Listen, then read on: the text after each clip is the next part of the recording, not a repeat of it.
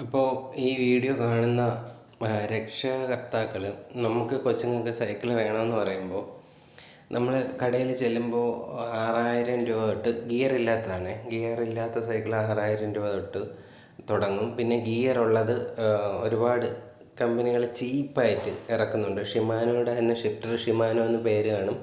ടൂർണിയൊക്കെ വെച്ച് ഇറക്കുന്നുണ്ട്.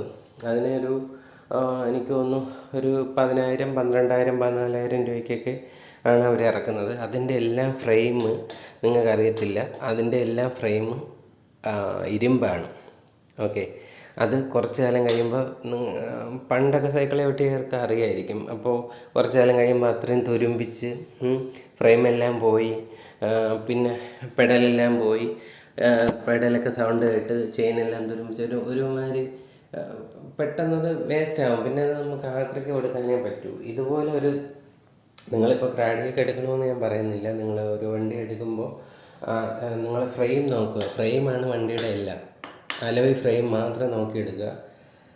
Alloy frame നോക്കിയെടുത്താൽ നമുക്ക് എത്ര കാലം വേണമെങ്കിലും നമുക്ക് എല്ലാം മാറ്റി നമുക്ക് യൂസ് ചെയ്യാൻ പറ്റും.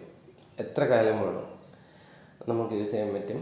ഇത് ഒരു നല്ല ഫ്രെയിമാണ്, നല്ല ബലമൊക്കെ ഉള്ള നല്ലൊരു അലോയ് ഫ്രെയിമാണ്. വെയിറ്റ് കുറവാണ് കമ്പയർ ചെയ്യുമ്പോൾ.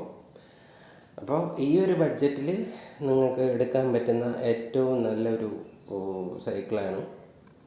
അപ്പോൾ മറക്കേണ്ട കാര്യം, ഈ ഷിമാനോയുടെ ക്രാങ്ക്, ഷിമാനോയുടെ അസേര ആൾട്ടസ്, ഈ ഡിറൈലറൊന്നും ഈ പ്രൈസ് റേഞ്ചിൽ കിട്ടത്തില്ല. ഇത് 3rd ജെന്നിന് 22,000 രൂപയാണ് വില. 3 വർഷം മുമ്പ് ഞാൻ ഫസ്റ്റ് ജെൻ എടുത്തപ്പോൾ എനിക്ക് 17,000 ആയിരുന്നു. അപ്പോൾ ഓരോ വർഷം കഴിയുന്നതും തോറും കുറച്ച് കൂടിക്കൊണ്ടിരിക്കുകയാണ്.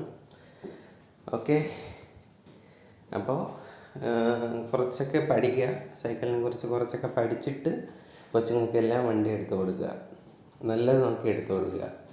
ഓക്കെ, അപ്പോൾ ശരി ഗൈസ്, പുതിയ വീഡിയോ ആയിട്ട് വീണ്ടും കാണുന്നവരെ ബൈ ബൈ.